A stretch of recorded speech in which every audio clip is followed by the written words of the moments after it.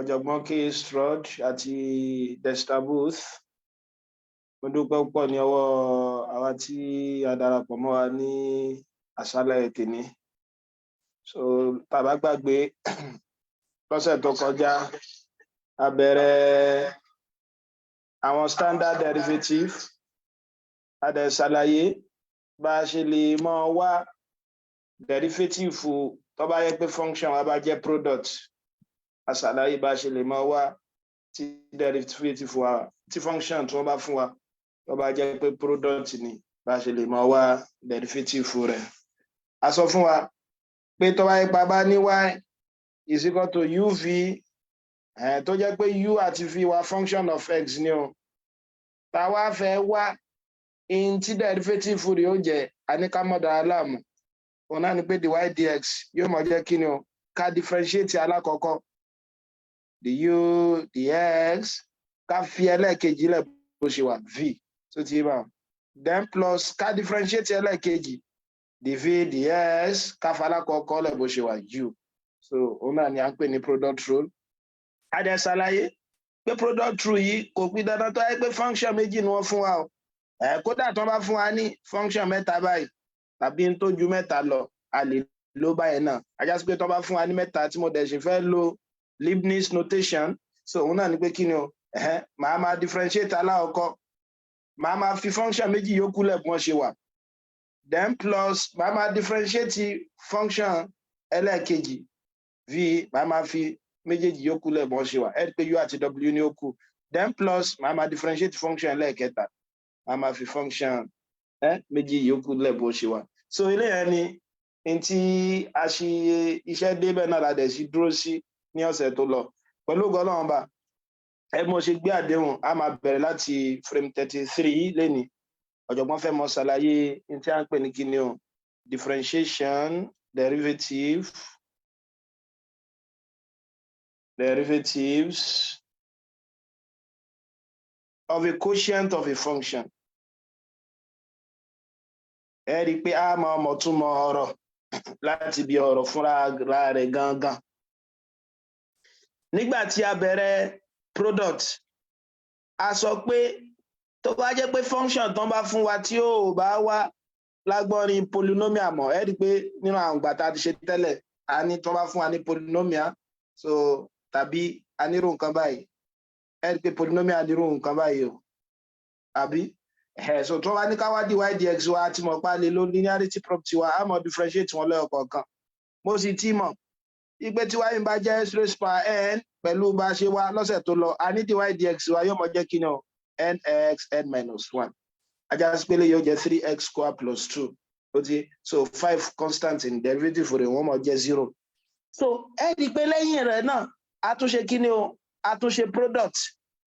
tó rà ti mọ̀ pé tí wọ́n bá fún mi nírú nǹkan báyìí x square divided by sin x x square sin x mo mọ̀ pé n lè rí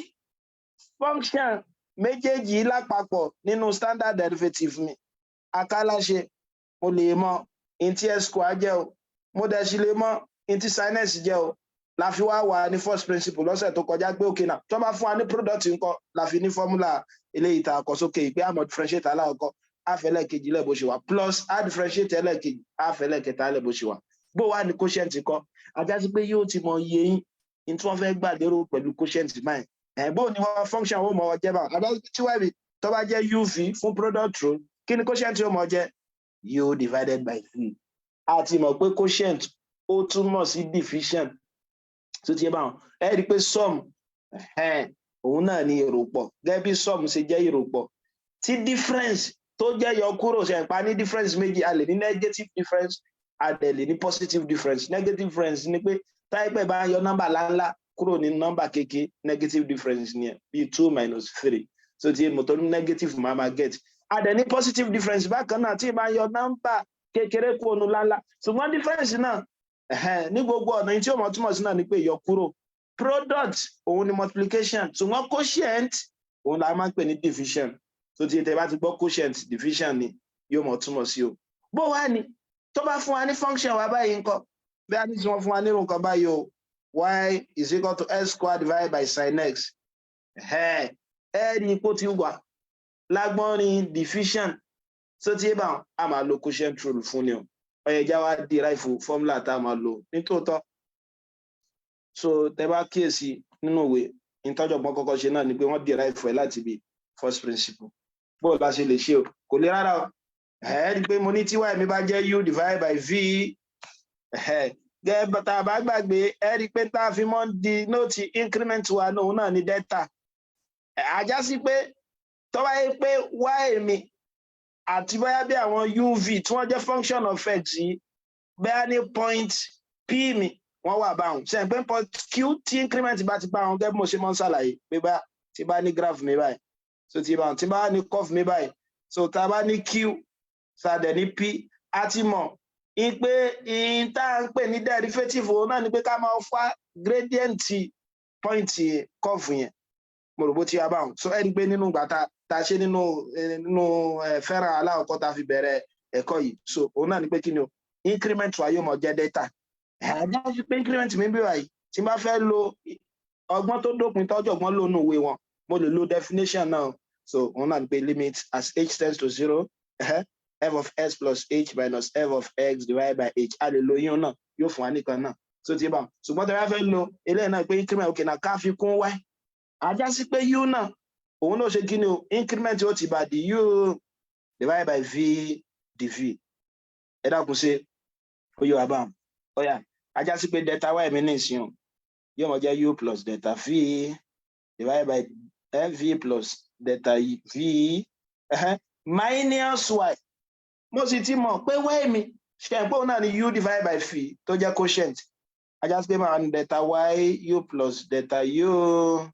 divided by v plus delta v minus u over v ẹ pé tẹ́ bá ṣàkíyèsí rẹ̀ tẹ́ bá y sí ẹ̀mú ilé ọmọ jẹ́ v plus delta v v àbí but v àti v plus delta v ó gẹ̀rẹ̀ àwọn kí ni ó kúnlẹ̀ v times u plus delta u ẹ jẹ́ nǹkan dáadáa minus u times v plus delta v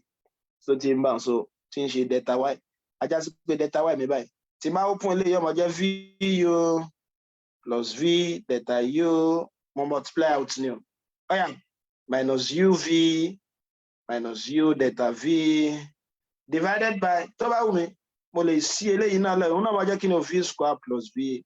delta v kí lẹ ṣàkíyèsí o àwọn arákùnrin méjèèjì wọ́n gẹra wọn uv minus uv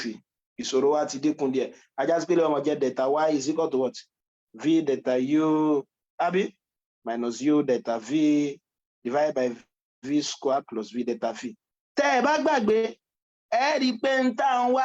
òun náà ni gradient wa tí ó ń túmọ̀ sí delta y delta x ẹ rí i pé ó ti ń jọ lọ èyí tó kù tí ó fi jọ tó náà ni pé kí n ṣe kí ni o kí n delta s nísàlẹ̀ ń bí báyìí òun náà ni pé kí n sọ pé nǹkan ibẹ̀ ṣùgbọ́n mi lè gbé delta s bí báyìí torí máa ṣàbòsí fún apá kejì láì máa ṣàbòsí ẹ̀ máa gbé divide through by delta x ajá sí pé lẹ́yìn náà wọ́n jẹ́ delta y delta x is equal to v delta u minus u delta v àbí v square plus v delta v mo rò bó ti mi báwọn then divided by nígbà pé divided ẹ̀ sẹ́yìn pé mo lè sọ pé divided by delta v divided by one divided by delta x ṣùgbọ́n mo pé division òpófin kan wà tẹ́ bá ti fẹ́ sọ division in the multiplication ẹ mọ̀ tàkìtì expression tó ṣe kí ni o tó wà lẹ́gbẹ̀ẹ́ rẹ̀ ajá sí pé tí bá ti sọ arákùnrin yìí di multiplication by ilé ọmọ jẹ́ kí ni o 1 divided by delta x ẹ dákun ṣe agbọ́ àlàyé eléyìí tí mo ṣe yẹn yé so yóò mọ jẹ́ 1 divided by delta x ọ̀yà tá bá tún tẹ̀síwájú lórí rẹ̀ tá bá tẹ̀síwájú lórí rẹ̀ ẹ rí i pé mo tún lè tún eléyìí kan tí ó mọ jẹ́ delta y delta x equal to v delta u delta x minus u delta v delta s divided by v square plus v delta v ṣẹ́rọ̀ ni ìrọ̀kọ̀ so ti ń bọ̀ so nígbà tí mo ti ṣe é dé báyẹn ẹ rí i pé tí n bá wá limit wọn ẹ mọ́ gbàgbé pé limit òun náà ní ọgbọ́n tó dópin tá a fi mọ́ ń wá tí ó mọ jẹ́ èsì ánsà kan lọ́nà ìgbà tá a máa wá tó ṣe kí ni o èsì tó bá súnmọ́ so ti bá báyà nísìnyí mọ tí ánsà kan jẹ́ ní point a ṣùgbọ́n wọ́n mọ ìtẹ́sí rẹ̀ jẹ́ ní nọ́mbà tó súnmọ́ a so òun ni a mọ̀ jẹ́ limit of function mo àwọn tó bá yẹ pàṣẹ ń darapọ̀ káwo fídíò tá a ṣe lórí limit ajá sí pé tí n bá ṣe kí ni o tí n bá ní kí delta s mi kọ́ ọmọ súnmọ́ 0 nígbó dẹ̀ sì jẹ́ pé u àti v mi function of x náà ni o ajá sí pé delta u náà tóun náà ń súnmọ́ 0 tí delta v tóun náà ń súnmọ́ 0 delta y delta x àwọn ọmọ ṣe kí ni o wọ́n mọ̀ súnmọ́ the u the x delta u delta x náà mọ̀ súnmọ́ kí ni o the u the x delta v delta x òun náà mọ̀ súnmọ́ kí ni o the v the x ẹgbẹ́ tá a bá tún àwọn arákùnrin ikọ̀ ilé ọmọ jẹ́ kí ni o nígbà tí mo ti wá límìtì wọn the y the x equal to what v the u the x minus u the v the x divided by v square plus v times ẹgbẹ́ arákùnrin the v a ní kó ọmọ súnmọ́ 0 ilé ọmọ jẹ́ 0 v times 0 yóò fún wa ní 0 times 0 so ẹ rí i pé mo tún lè tún kọ a máa ní the y the x v delta u delta x minus u delta v delta s divided by v square eléyìí wọn náà ní formula tá a fi mọ ṣe kí ni o tá a fi mọ wá quotient rule ẹ rí i pé wọ́n fẹ́ fara pẹ́ product rule díẹ̀ tó ti yé báwọn ṣùgbọ́n yàtọ̀ tó wà kékeré bẹ́ẹ̀ náà ni pé ń gbọ́ ẹgbẹ́ division lòun náà tún ní division ṣùgbọ́n ní tí mo sọ fún yín ní ọ̀sẹ̀ tó lọ náà ni pé bó lẹ ṣe lè mọ tú sí Yorùbá kódà tí n fẹ́ kàn kankan lẹ̀ tó tẹ́ bá padà ṣe ìṣirò dé ibi tó tún ga díẹ̀ sí ẹ lè mọ bùkátà láti jẹ ẹ mọ ọkọ̀ fọ́múlà wọn lẹ̀ ẹ lè mọ bùkátà rẹ̀ bóyá fẹ́ ṣe nínú iṣẹ́ kàn lè sọ tí èsì ánsá ọmọ jẹ́ lórí bí èpè ẹjọ́ ẹni sì tẹ́ bá fẹ́ ṣe lóhùn náà ni pé tí n bá ní y mi tó jẹ́ u divided by v ẹ mọ̀ dára yín láàmú ìtẹ́mọ̀ ṣe náà ni pé kí ni o denominator yẹn òun náà ni pé ẹ mọ̀ kọ denominator pé òun náà ni mo kọ denominator ẹ mọ̀ differentiate numerator minus ẹ ṣàkíyèsí minus lòun o ṣe pé no product rule kìíní lọ́wọ́ à ń bí òun plus ni so ti yé wa ẹ máa kọ numerator a máa differentiate denominator divided by v squared so ti yé wa v v the u the x mo kọ ti ìsàlẹ̀ mo differentiate tòkè minus mo kọ tòkè mo differentiate ti ìsàlẹ̀ divided by v squared so tó bá ti yé wa wípé bí ìtìsàlẹ̀ láti mọ bẹ̀rẹ̀ so kò ní jẹ́ ó dàrú ẹ rí i pé tẹ bá ṣàkíyèsí rẹ̀ nínú tí mo kọ sókè náà ni pé mò ń jẹ́ pé v ẹ̀ náà mo kọ níbi product rule tẹ̀ fi ní jẹ́ ó dàrú so òun náà ni pé tó bá yẹ pé product rule náà ni tí mo dẹ̀ ní y is equal to uv ẹ lè kọ pé yóò mọ jẹ́ kí ni o a differentiate alákọ̀ọ́kọ́ the u the x a fẹ́ lẹ́ẹ̀kejì lẹ̀ bó ṣe wà v plus a differentiate lẹ́ẹ̀kejì the v the x a fẹ́ alákọ̀ọ́kọ́ lẹ̀ bó ṣe wà u so tí n bá ti àmọ́ eléyìí sìn ajá sí pé tí n bá fẹ́ wá quotient rule láti bẹ̀ the y ds fún quotient rule tí y mi bá jẹ́ u over v wọ́n mọ̀ jẹ́ kí ni in differentiate alákọ̀ọ́kọ́ in fẹ́ lẹ́ẹ̀kejì lẹ̀ bó ṣe wà ṣùgbọ́n instead plus wọ́n jẹ́ minus in differentiate lẹ́ẹ̀kejì èyí tó ẹ̀kejì ẹni pé èyí tó wà ń sàlẹ̀ in fẹ́ lẹ́ẹ̀kejì alákọ̀ọ́kọ́ lẹ̀ bó ṣe wà divided by in wá square ẹlẹ́ẹ̀kejì ẹ dákun sí agbálá èèyàn yìí ọ̀yà ìjẹ́ tẹ́lẹ̀ yẹn bá yé wa ọ̀jọ̀gbọ́n á fẹ́ fún wa ní ìdánrawò kan ó ní bò ní tí y bá jẹ́ sin x divided by x square ó ní kí n wá dy ds láti ṣe léyìí kò lè rárá ẹ̀yìn tí mo kọ́kọ́ mọ́ ń bi àwọn ọmọ akẹ́kọ̀ọ́ náà ní pé kí ni àwọn kan ẹ̀ ọkọ̀ mú láti lẹ̀ ṣé standard derivative kan wà tá a fi lè ṣe léyìí kò sínú àwọn tá a ti kọ́ ẹ̀rí pa ti kọ́ ti sin and derivative of sin jẹ́ cos derivative cos jẹ́ minus sin derivative of tan ó jẹ́ sec square àti bẹ́ẹ̀ bẹ́ẹ̀ erase by s erase by ẹ̀rí pé kò sínú àwọn tá a ti kọ́ ayá sí pé kò sí standard derivative fún ọ̀dà ṣé mo lè differentiate eléyìí papọ̀ ẹ̀rí pé kì í ṣe polynomial mi lè differentiate ẹ̀ ajá sí pé tẹ́ ẹ̀ bá rí standard derivative fún tí èdè ẹ̀ ṣe polynomial ibi tó kàn yóò máa kọ lọ ni pé okay now ṣé function ẹ̀ wá ní in form of fraction tí pé function ẹ̀ bá wá lágbọ́n ní fraction máa máa lo kí ni fún o quotient rule torí mo ti mọ̀ pé quotient kí ló túmọ̀ sí division ajá pé tẹ̀ bá rí standard derivative tí èdè ẹ̀ ṣe polynomial ẹ̀ kọ́ okay now ṣé function ẹ̀ wá ní fraction tó ti máa tó bá wá fraction máa lo quotient rule tí ó bá wá fraction tó yẹ kí wọ́n multiply ara wọn máa lo product rule ẹ dákun sóyè wa kódà tá a bá ṣe ẹlẹ́ẹ̀kẹta náà tí máa padà ṣàlàyé lónìí composite tá a máa lo chain rule wọn náà ni pé kí ni ẹ kọ́ wò tí quotient ọba iṣẹ́ ẹ wo product tí product ọba lọ ẹ ṣe lò yẹn náà so ọ̀nà tẹ́ gbégbá tó ní tọ́rọ́ máa ń dàrú pọ̀pọ̀lọpọ̀ pé ọláwa ló ń gba ọláwa máa lo method ìgbà tẹ́ mọ̀ lónìí yẹn so tí ẹ bá wọn ẹ pé lẹ́yìn sìn fraction wọn fún wa ẹ wá máa fi numerator yín ẹ fi ṣe u ẹ pé numerator mi by sin s ni o m of the denominator f is a v èyí tí mo fi ṣe u yẹn máa differentiate with respect to x ìtumọ̀ ẹ pé u ìtumọ̀ tá a fi ní u dx náà ni pé ká differentiate u with respect to x du dx tó ẹ pé g ló wà bẹ́ẹ̀ bá ní sọ wọ́n ní g is equal to sin s ayé tó bá fẹ́ differentiate yẹ nígbà pé dependent variable mi by g ni yóò máa jẹ́ g dx tí Gàfárì bá jẹ́ dependent variable yín tábíọ́dún wá jẹ́ kí ni independent ajá sí pé ọmọ jẹ́ di Gàfárì di Abíọ́dún so ti yẹ bá wọn so ilé ọmọ jẹ́ du dx kí dẹ̀ ni derivative of sin s cos x v dx square àbí òun náà wá jẹ́ kí ni dv dx kí n differentiate with respect to x yóò máa fún mi ní 2x máa kọ formula mi lẹ́yìn rẹ̀ dy ds mọ́ dáhìn láàmú òun náà ní pé kí ni o ìmọ̀ differentiate ìtòkè ìmọ̀ fi tìsàlẹ̀ lẹ̀ bó ṣe wà minus ìmọ̀ differentiate tìsàlẹ̀ ìmọ̀ fi tòkè lẹ̀ bó ṣe wà over v squared ẹ ti gbé kó bùkátà kẹ́ hàn kankan sórí tó ti wà kí ni wà ní fíìmù yóò jẹ́ x squared divided by du dx cos x minus u mi o sin s kí ni dv dx 2x divided by x squared everything squared ẹ jẹ́ akẹ́kọ̀ọ́ kan bí báyìí o ẹ gbé mọ́ndà mọ́pọ̀lọpọ̀ tẹ bá kọ́kọ́ bí àwọn ọmọ ilé ẹ̀kọ́ gíga mìíràn pé kí ni s squared times cos s ọmọ jẹ́ ẹlòmíì lè ní cos s cube rárá o ẹ lè multiply rẹ̀ báwọn so ti torí x squared function kan ni o cos x yìí náà function kan ni fúnra lára rẹ̀ o so ti yé mi báwọn ajá sí pé ẹ lè sọ pé cos s cube irọ́ mo ti purọ́ ń bẹ̀ so torí argument x argument cos òun ní x òun dá dúró intercon náà ní kí ni x square cos x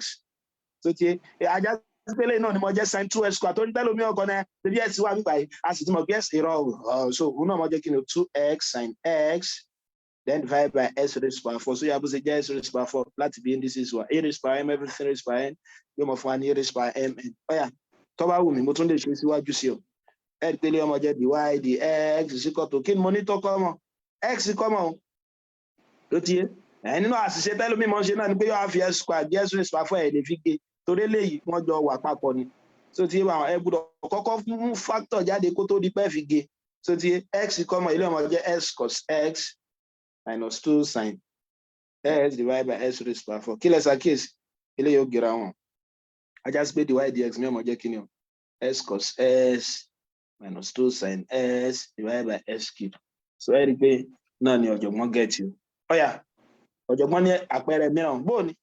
kápẹ́ bá ní y is equal to 5 e raised by x divided by cos x 5 e raised by x divided by cos x ọ̀yà jẹ́ tún béèrè ṣé mo lè lo quotient rule fún àbí ẹjẹ́ ń bẹ̀rẹ̀ láti bí báyìí ṣé mo lè lo function of ṣé mo lè lo product rule fún ìlè lo product rule o torí function yìí agbọ́nrin bó ló wà agbọ́nrin fraction sọ fún wa pé tá a bá ní nǹkan kan lágbọ́nrin fraction a máa lo quotient rule ẹ̀bó ládẹ̀ ṣe máa lò mọ́lẹ́ kọ̀ọ̀kan fi aláwọ̀kọ́ sí numerator sí u f denominator yìí sí v ajá sí pé u mi jẹ́ 5 e raised by x v mi jẹ́ kí ni o cos x èyí tí mo fi ṣe u máa differentiate yóò jẹ́ du dx tó bá wù yẹn lè kọ́ ní Leibniz notation ẹ lè kọ́ u prime so ẹ lè rí inú ìwé mi kí wọ́n kàn kọ́ u prime báyìí ẹ má wo gbé àbọ̀ wọn ti rélé nǹkan kan náà ni so ti yé bá wọn ọ̀yà tá a bá differentiate lẹ́yìn sìn yóò mọ̀ fún wa ní 5 e raised by x náà so ti tó ní mọ̀ pé derivative e raised by x ẹ rí pa ṣe láti bí Maclaurin series lọ́sẹ̀ tó kọjá pé e raised by x náà ni ó mọ̀ fún wa dv dx mi náà ń kọ́ kí lòun náà mọ̀ jẹ́ o tí bá differentiate cos yóò mọ̀ fún mi ní minus sign ẹ rí pa ṣàlàyé tọrọ wà nínú kí ni o àwọn standard derivative tá a ṣe kí ni tá a kọ́ ó wà lára àwọn standard derivative tá a kọ́ ọ̀yà kí ni dy dx mi náà jẹ́ ẹ mọ̀ wù ara ńlá ẹ mọ̀ hàn kankan sórí òun náà ni pé kí ni o ìmọ̀ differentiate ìtòkè máa kọ́ tìsàlẹ̀ bó ṣe wà minus ìmọ̀ differentiate tìsàlẹ̀ dv dx máa kọ́ tòkè bó ṣe wà over máa square tìsàlẹ̀ tó ti rí báwọn ọ̀yà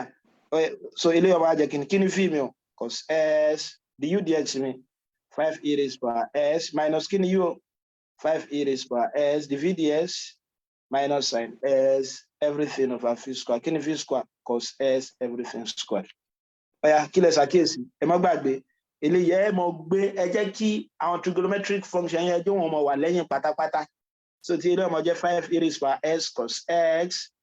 so the minus times minus will be plus 5 e raised power s sin x, then divided by,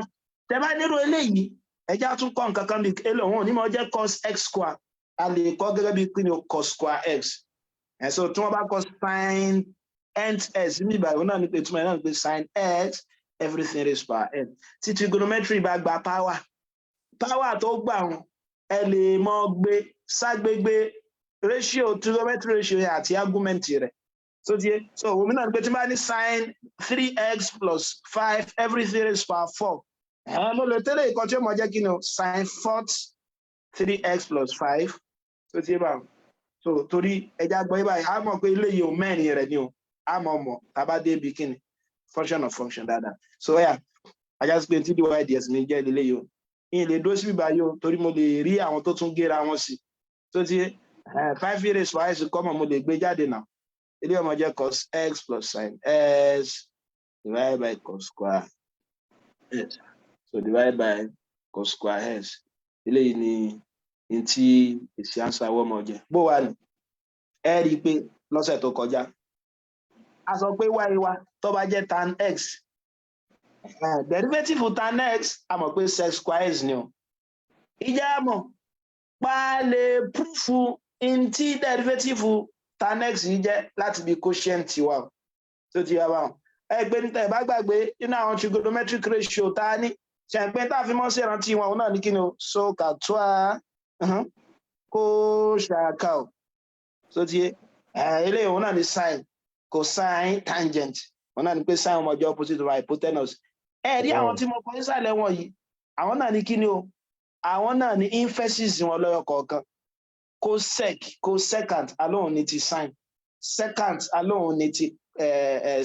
cos, cotangent alone ní ti tangent. Adẹ̀lá àbùkátà láti mọ àwọn sórí mọ́ tẹ́ bá ti mọ̀ pa mo ní sec mo ní cosec mo dẹ̀ ní cot ẹ̀kan mọ́ ka mẹ́ta 1 2 3 eléyìí dé sí ajá sí pé 1 over cos inú 1 2 3 eléyìí jẹ́ s ajá sí pé 1 over sin inú 1 2 3 eléyìí jẹ́ t ajá sí pé 1 over tan theta ní ẹ̀mọ́bìnrin ẹ̀jẹ̀ ń fi angle sí. So ẹ̀jẹ̀ mọ́ mọ̀ pé nínú àwọn identity kan tó ṣe pàtàkì tá a mọ̀ náà ni pé tan ni mi o mo lè mọ kọ́ gẹ́gẹ́ bí ratio sin àti cos. So ti bá tan mi sin x over cos x ni o ẹ̀yin náà lè ṣe ìgbìyànjú rẹ̀ ṣe pé tí bá ní irú nǹkan báyìí right angle triangle mi mo mọ̀ pé bíbá yìí ni hypotenuse mi wà kágbé bá ní angle mìíràn bíbá yìí eléyìí ni opposite mi o eléyìí jẹ́ adjacent. Eléyìí mo ti ní right angle Pythagoras theorem ó wọlé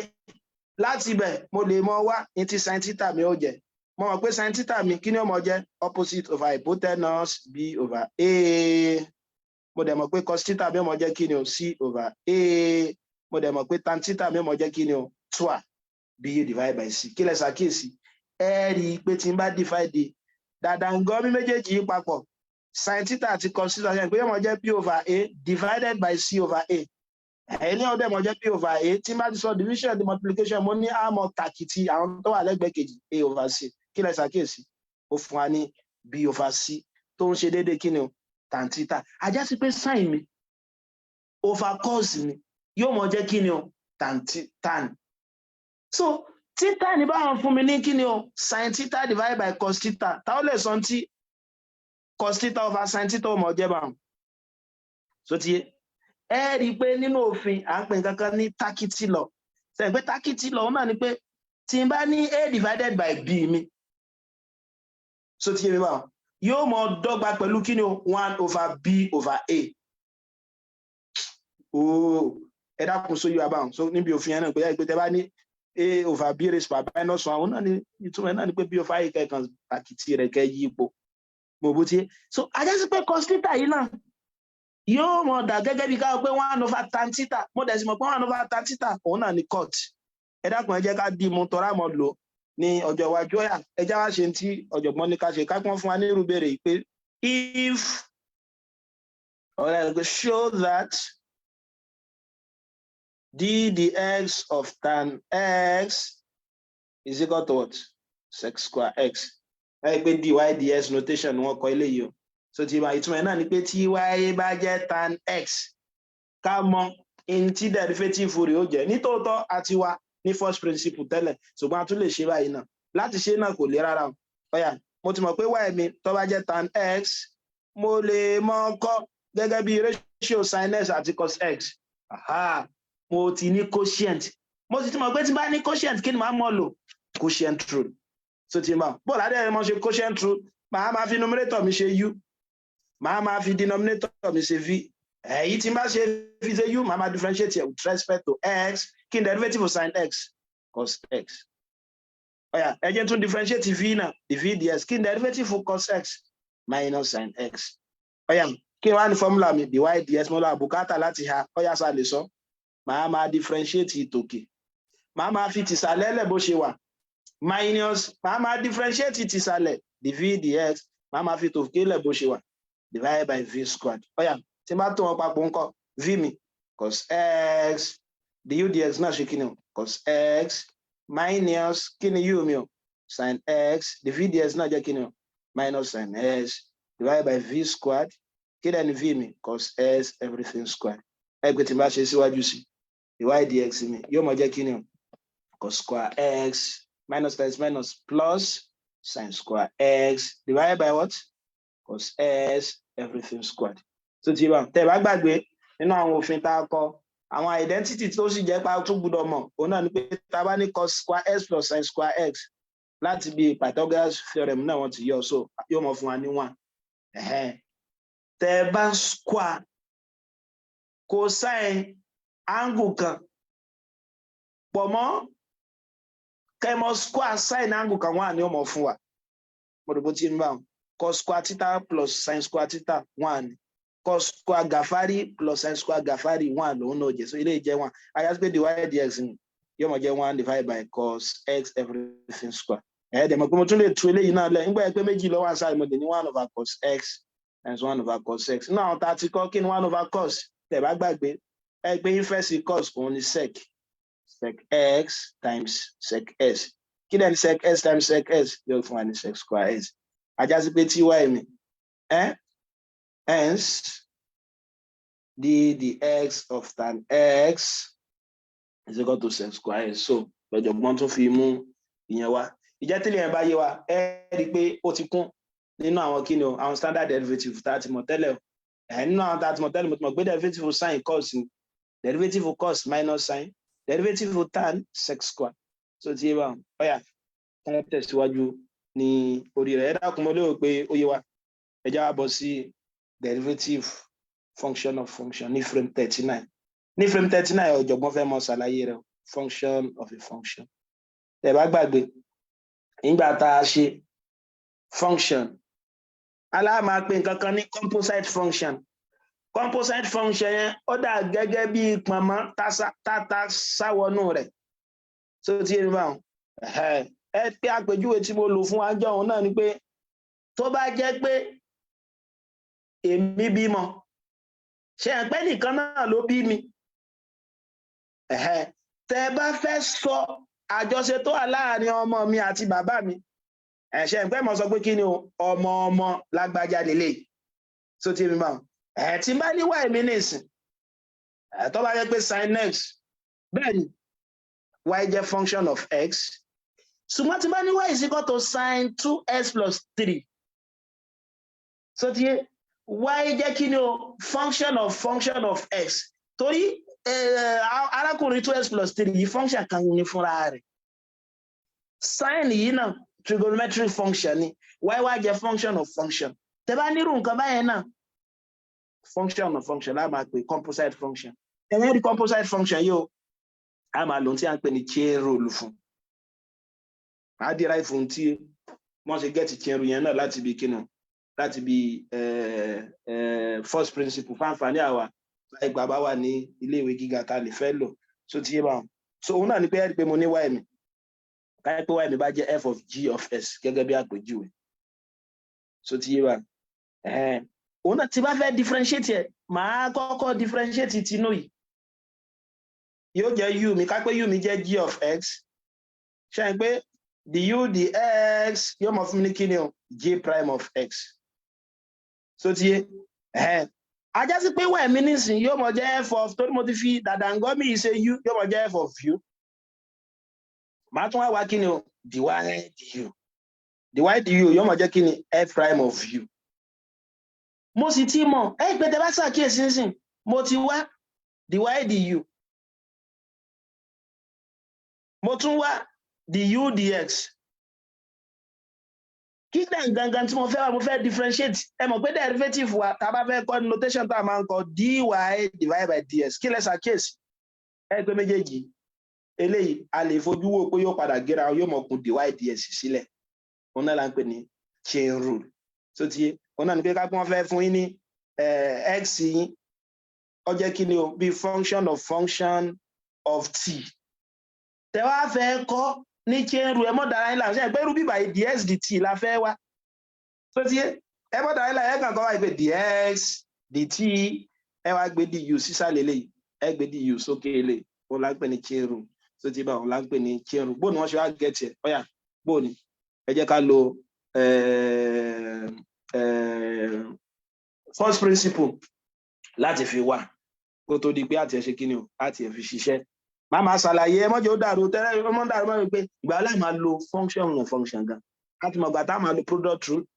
quotient rule òun ló ti ẹ̀ rọrùn jù torí tó bá ti ní function mi ní fraction máa lò bẹ́ẹ̀ bó wà ní òun kọ́ ìgbà ó láàmọ́ lò tó ti ọ̀yà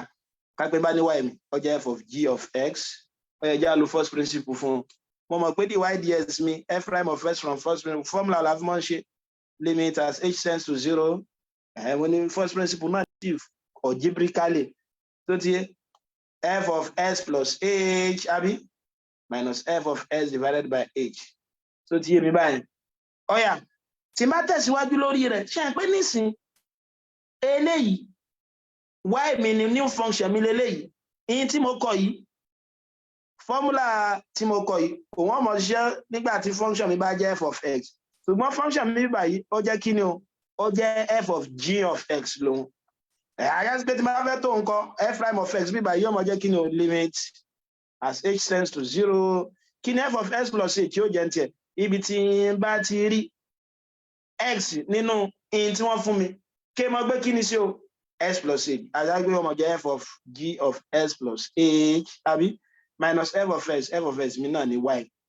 ilé ọmọ jẹ́ kí ni o f of g of x divided by h ọ̀yà bí awolade yìí ẹjá tẹ̀síwájú lórí rẹ̀ àyà pé mo tún lè ní limit as h tends to 0 f of g of s plus h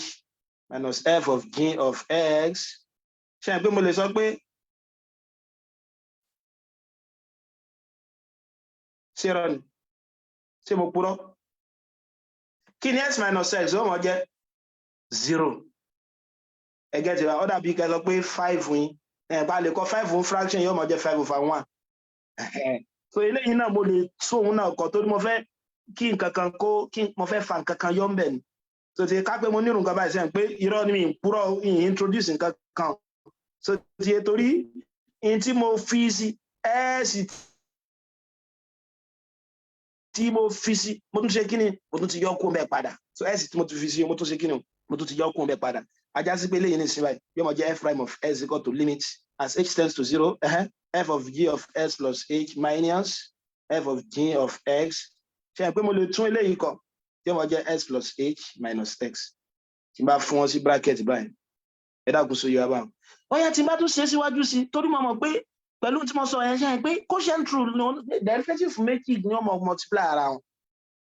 ọyá ẹ jẹ́ tún tú sílẹ̀ sí ilé ọjà f of g of x plus h minus f of g of x s plus h minus x ọyà ẹ mọ̀ pé tí n bá introduce ẹ̀ báyìí tí n bá s plus h ó dàbí kẹfẹ́ mọ wá àwọn kí ni o bí kẹfẹ́ rationalize gbé ń ṣe nǹkan kan bí báyìí náà torí tí mo gbé sí numerator náà mo ti gbé sí denominator náà padà but kó lè fi jọ nǹkan kan tá a fẹ́ kó jọ náà ni o ọ̀yà eléyìí náà ń ṣe ọmọ jẹ́ kí ni o limit as h tends to 0 nígbà mọ̀ pé eléyìí multiplication wa commutative ṣe pé mo lè sí àwọn méjèèjì po ọ̀yà jẹ́ sí wọn po eléyìí ọmọ jẹ́ f of g of s plus h minus f of g of x divided by g of x plus h minus g of x g of s plus h minus g of x s plus h minus x. Ẹ dákun sí agbálá èèyàn yìí. Ní tí mo ṣe ni pé mo kàn yí tìsàlẹ̀ yípo ni o. Product ẹ mọ̀ pé multiplication wà commutative, a times yóò mọ̀ fún mi ní b times a. Ó yá, ẹ dẹ̀ mọ́ gbàgbé pé nínú àwọn property limit náà ni pé tí bá ní limit as h tends to 0 fg, òun ni pé mo lè fún wọn ní limit yẹn lẹ́ọ̀kọ̀ọ̀kan, yóò mọ̀ jẹ́ limit as h tends to 0 f, limit as h tends to 0 g. Ajá sí pé mo lè fún àwọn eléyìí náà lẹ́ọ̀kọ̀ọ̀kan náà. Ẹ mọ́ gbàgbé f prime of s ni mò ń wá, which is my dy ds, yóò mọ̀ jẹ́ limit as h tends to 0 f of g of s plus h, àbí, minus f of g of x divided by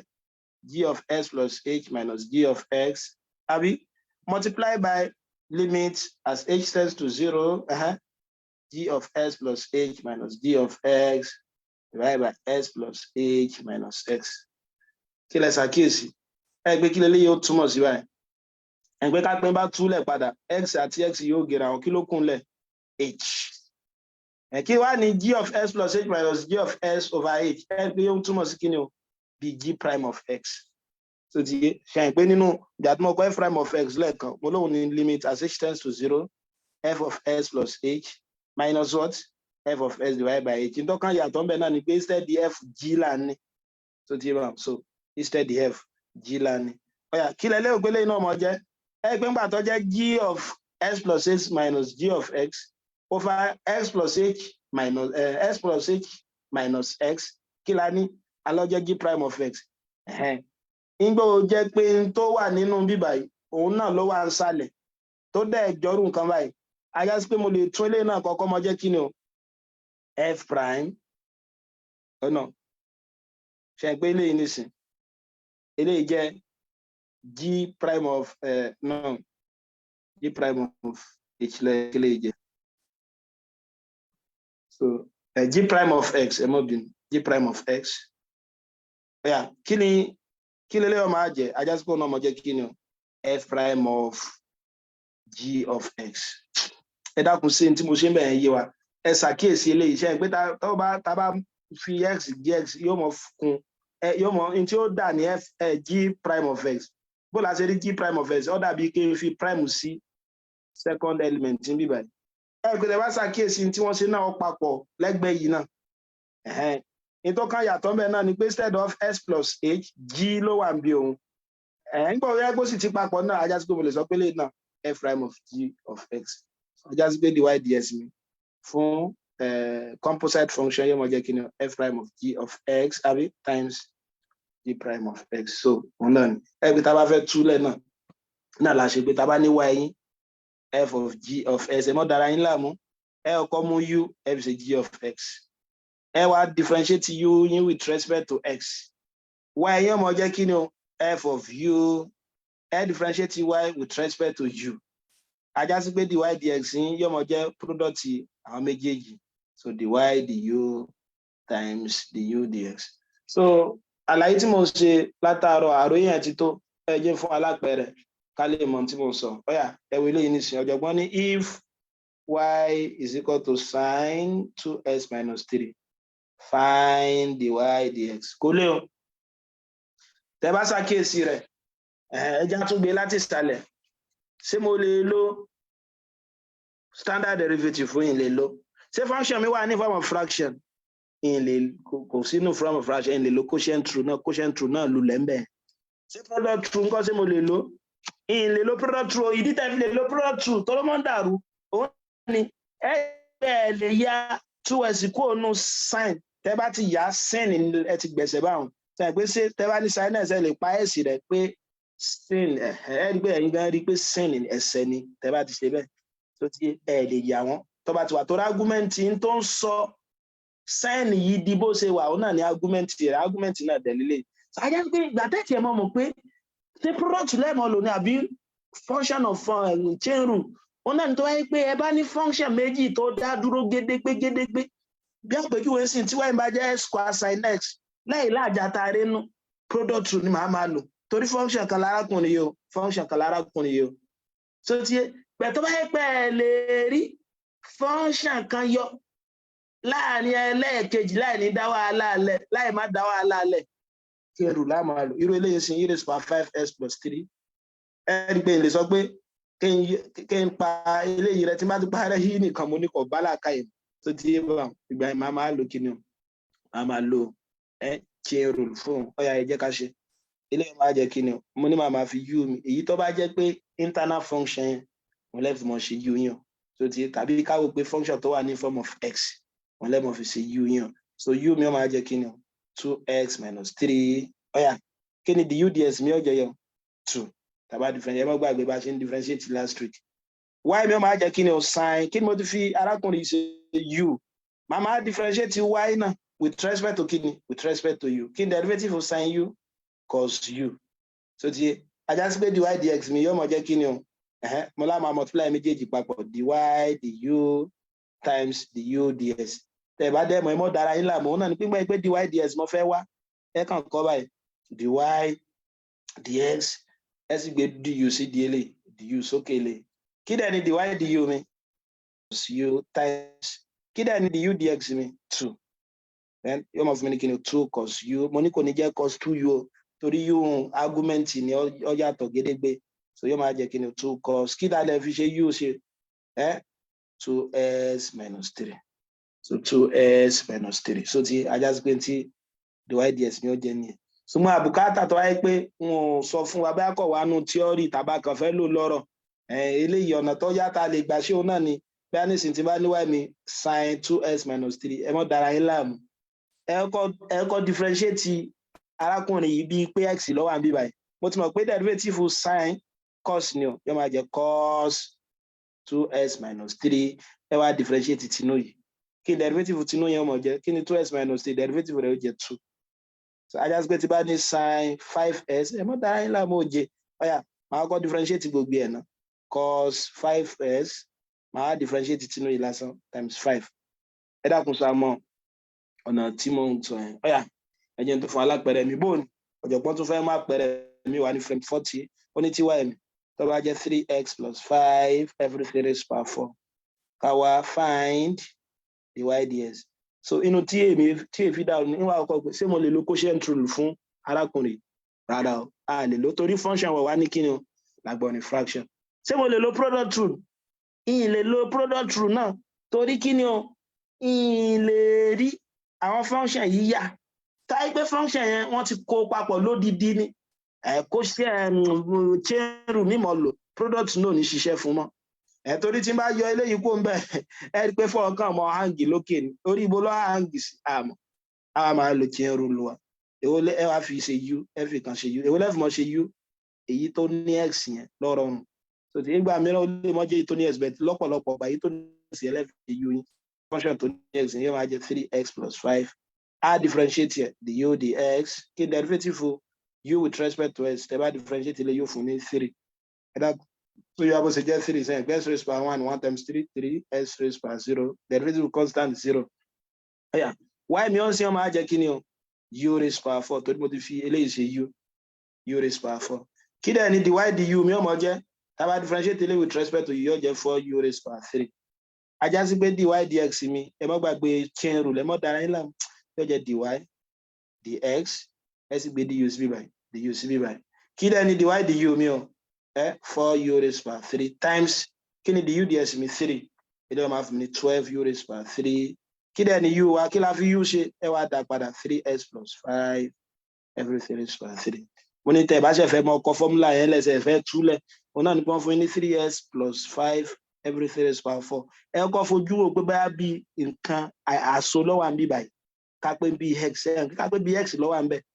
sẹ́yìn pé yóò mọ̀ jẹ́ 4 times ìtọ́wọ́ àmì bẹ́ẹ̀ raised power 3 àbí ṣùgbọ́n tó wà ń bẹ̀ gangan ní 3s plus 5 then times ẹ wá ṣe differentiate tinú yẹn gangan kí then derivative 3s plus 5 wọ́n mọ̀ jẹ́ 3 times 4 wọ́n mọ̀ jẹ́ 12 3s plus 5 raised power 3 12 3s plus 5 raised power 3 ọ̀yà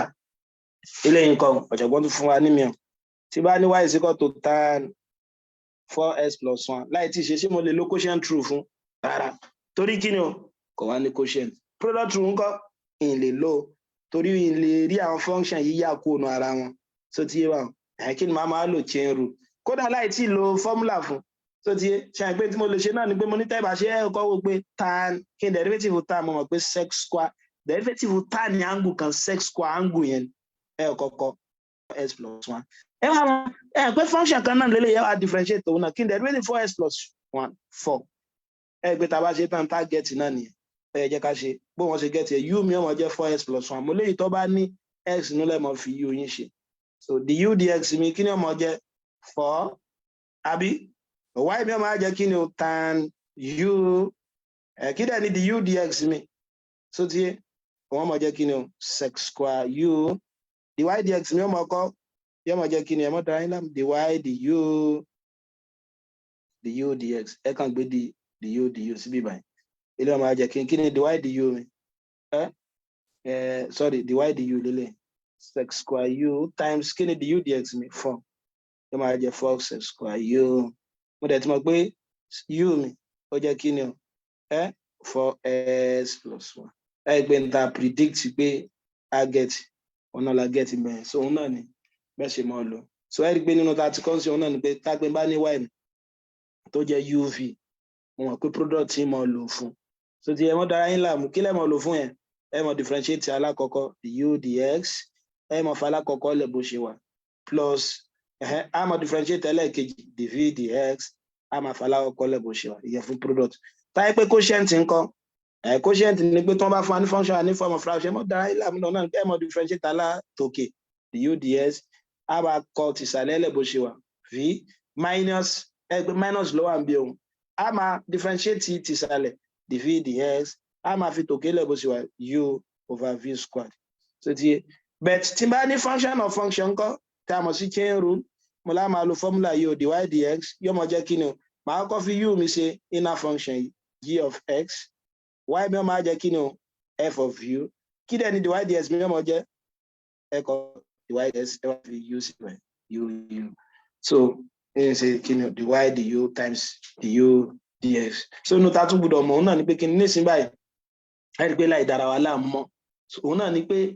tọ́wá yìí kí wọ́n á fún mi ní sin as nísìn ṣe é pé nínú tó wà ní standard derivative wa tẹ́lẹ̀ ni pé sin s tàbí wàá sọ tí derivative sin as mi yóò mọ̀ jẹ́ a cos as so ti yé abáwọn torí bẹ́ẹ̀ sì mọ̀ sí mo ní bẹ́ẹ̀ sì mọ̀ ṣe ni pé ẹ kọ́ ó pé kí n derivative sin angle kan cos angle yẹn ẹ wá ṣe lọ sí inner function ẹ náà tàbí kẹ́tì ẹ̀ mọ́ ronú rẹ̀ sí ìbàyí gan náà pé tí n bá ní x náà ní sin x kí n derivative sin angle kan cos angle yẹn angle wọn bíbà yẹ s dash ni ní wàá differentiate x náà kí n derivative s 1 so ti bá so ayé mi pé tí n bá ní sin x square plus 3x ẹ bọ́dà ẹ láàmú ọ̀yà kí n derivative sin angle kan cos angle yẹn times kí wàá ní derivative fún tọ́wọ́ àánú yẹn kí n derivative s square plus 3 yóò máa jẹ́ 2s plus 3 ẹ dákun sójú àbáwọn ẹ gbé tẹ́ bá wo frame 44 ọ̀jọ̀gbọ́n àfẹ́ mọ̀ ṣe kí ni o ọ̀jọ̀gbọ́n ọfẹ́ mọ̀ wo bóyá àti gẹ́ẹ̀tì àwọn kìíní yẹn wò dáadáa ọfẹ́ mọ̀ wo bóyá àti gẹ́ẹ̀tì wọn wò dáadáa ó ní bò ní tí n bá ní y mi jẹ́ 4 cos 7s plus 2 nǹkan ẹ mọ́ dára yín láàmú tó mọ̀ pé dy ds mi àkọ́nà kí ni màá máa lò ṣé mo lè lo product fún rárá kí n lè lo quotient náà fún function of function máa máa lò eléyìí ọmọ jẹ́ kí n tí bá fẹ́ ṣe kó lè yá pátápátá mo tún mọ̀ pé derivative cos angle kan yóò mọ̀ fún mi ní minus sin angle yẹn so ti but 4 1 by then times derivative tó wà nù yẹn kí n derivative 7s plus 2 7 I just believe ọmọ jẹ́ minus 28 sin 7s plus 2 ẹ dákun sójú àbá sin 7s plus 2 ọ̀dà bó wà ní ọ̀jọ̀gbọ́n àní tá bá ní y is equal to ln x ńkọ́ kí n derivative y is equal to ln x nta fẹ́ ká túmọ̀ nínú kí ni o standard derivative wa nìyẹn mo ti mọ̀ ẹ̀já ṣe ìgbé tí y mi bá jẹ́ ln x ẹ mọ̀ pé ln yẹn logarithm ni o pé mo lè sọ pé x mi ọmọ jẹ́ e raised power y sàmọ̀dí tó ti yé torí ln mo sọ fún wa pé logarithm base e ni ó náà pé ká ní kí ni o ká ní y is equal to log e basis torí log aláwọn special logarithm a máa ní natural logarithm tó bá jẹ́ pé kí ni o ilé ìlànà pé natural logarithm ẹ̀wọ̀n pa ní binary logarithm náà tó wáyé pé log yẹn base 2 ló wà so ti tó wáyé pé log yẹn base 2 ló wà binary a dẹ̀ ní common logarithm tó wáyé pé base 10 ló wà ṣùgbọ́n log yìí náà ọ̀nà tá a lè gbà tó kọ́ ké òun náà ní kí ni lane mo rò bó ti ń bá òun náà ní lane ẹ̀dẹ̀ ṣì mọ̀ pé tó wáyé pé tí n bá fẹ́ cancel in tó jẹ́ log yìí sìn mo rò bó ti ń bá òun náà ní pé kéèyàn introduce e sí both side kó lè rù so ti bá ẹ̀rí pé lè jẹ́ sìn pé e raised by y e àti lane ó gé eléyìí torí ilé ọmọ jẹ́ log e base tí ń ṣe 1 ilé ọmọ jẹ́ x so ti inú àwọn òfin agbọ́dọ̀ dìímú òun náà ní pé tẹ́ bá ní y is equal to lane x ẹ mọ́ dára yín láàmú tẹ́ bá ti bí ọmọ jẹ́ kí ni e raised by y is equal to x so ti yé ọ̀yà ajá sí pé mo ti mọ̀ pé x mi ó jẹ́ e raised by y láti bí báyìí ọ̀yà ẹja wá ẹja differentiate function yìí with respect to x ẹja differentiate function yìí with respect to x bóyá kí n sọ pé d dx of x ẹjẹ differentiate with respect to x gbọ́n náà mo jẹ́ d dx of what e raised by y àbí kí n sọ pé mo introduce derivative sí both sides ẹ gbé tẹ́ bá ṣàkíyèsí rẹ̀ derivative tó wà ní apá òsì yẹn left hand side yẹn kí lòun jẹ́ 1 àbí kí n derivative x 1 àbí so tẹ́ bá dẹ̀ lo chain rule náà derivative right hand side yóò mọ jẹ́ kí ní bí báyìí ṣe àgbẹ̀ with respect to x wọ́n ní ká differentiate ẹ̀ eléyìí with respect to y ló dẹ̀ ṣì wà mo tún mọ̀ pé derivative e raised by kíní kan yóò mọ̀ fún yín ní e raised by kíní yẹn àwa tún wá differentiate function x yẹn gangan ẹ dákun ṣe agbọ́yé báyẹn a fẹ́ dé implicit function but ẹ jẹ́ ká gbọ́yé nísìn òun náà ni pé e raised by y mo ta bá fẹ́ lo chain rule fún òun náà ni pé màá kọ́ differentiate function yẹn derivative e raised by kankan e raised by kíní yẹn náà ọ̀yà màá tún wá differentiate x tó wà ń bẹ̀ x tó wà ń bẹ̀ yẹn ni dy dx ilé mo rò bó ti ń bá ẹ̀dẹ̀ mọ́ gbàgbé kí ni e raised by y mi jẹ́ x ajá sí pé wọn àmì ọmọ jẹ́ x dy dx kí ni dy dx mi ọmọ á jẹ́ bá 1 over x ajá sí pé látòní lọ tí y yín bá jẹ́ kí ni o lane x kí ni derivative ọmọ jẹ́ o 1 over x a tún ti wá nǹkan kún àwọn standard derivative wa ó ti kún standard derivative wa ẹ dákun sí oyè wa báyìí ọyà bó wa ní tí wọn bá fún wa ní nǹkan báyìí nǹkan tí y bá jẹ́ lane 3x minus 5 kódà láì tí ì ṣe kí ni ó jẹ́ màá kọ́ mọ differentiate gbogbo ẹ̀ papọ̀ mo ti mọ̀ pé lane nǹkan kan derivative lane nǹkan kan 1 over nǹkan yẹn ni o times màá differentiate x tó wà ń bẹ̀ kí ni derivative 3x minus 5 3 ajá sí pé ọmọ jẹ́ 3 over 3x minus 5 ṣé bá mọ̀ bí ó ṣe jẹ́ bẹ́ẹ̀ wọ́n lo kí ni fún wọ́n lo function of f function fún chain rule ọ̀yà bó wọ́n ṣe wọ́n náà ni pé u mi kó jẹ́ 3x minus 5 the u dx mi ọmọ jẹ́ kí ni 3 y mi ọmọ jẹ́ lane u àbí the y du mi yóò mọ jẹ́ kí ni o 1 over u mo dẹ̀ sì ti mọ̀ pé dy dx mi chain rule yóò jẹ́ dy dx màá gbé du màá gbé du sílẹ̀ ilé ọmọ á jẹ́ kí ni dy du mi 1 over u times kí ni du dx mi 3 yóò máa jẹ́ kí ni o 3 times 1 over u kí dẹ̀ ni u mi o 3x minus 5 ẹ gbé kankan náà ni ọ̀yà ta ni ó sọ eléyìí fún mi ta ni ó sọ eléyìí fún mi nísìnyí bóun ti bá ní y mi is equal to lane 3x minus 5 òun la ṣe tán y is equal to lane sin x òun náà lè òun náà ni pé dy dx mi máa kí n derivative lé ní nǹkan kan 1 over nǹkan yẹn then times derivative x tó wà mẹ́sàn pé mo ṣe láti mọ̀ ṣe chain rule nìyẹn kí n derivative function yẹn ẹ̀ka pé sin kí n derivative sin nǹkan kan ẹ̀kọ́ bá ní mo ní sin 5x so tiẹ̀ màá ní kí n derivative sin nǹkan kan mo mọ̀ pé cos nǹkan yẹn then times màá differentiate function x tó wà ń bẹ̀ tí ń ṣe 5 ilé náà kí n derivative lé ní nǹkan kan 1 over sin 1 over nǹkan yẹn then times kí n derivative function x tó wà ń bẹ̀ sin x kí n derivative sin x cos x ajá sí pé ọmọ jẹ́ cos x over sin x mo dẹ̀ ti mọ̀ pé cos x over sin x kí ni o cot x ni so kí n tó ká di fídíò yìí lẹ̀ ẹja sáré ṣe ní tó wà ní frame 45 ọ̀jọ̀gbọ́n fẹ́ mọ́ wá derivative a raised by s ẹgbẹ́ mo ti ń ṣe s raised by constant bó ní tó wáyé pé constant ló rú variable nǹkan ṣe é pé inú ta ti ṣe tẹ́lẹ̀ ni pé tí y bá jẹ́ s raised by n níbí báyìí x ló rú constant àmọ́ ní dy dx mi kọ́ mọ́ jẹ́ nx n minus 1 tó bá jẹ́ pé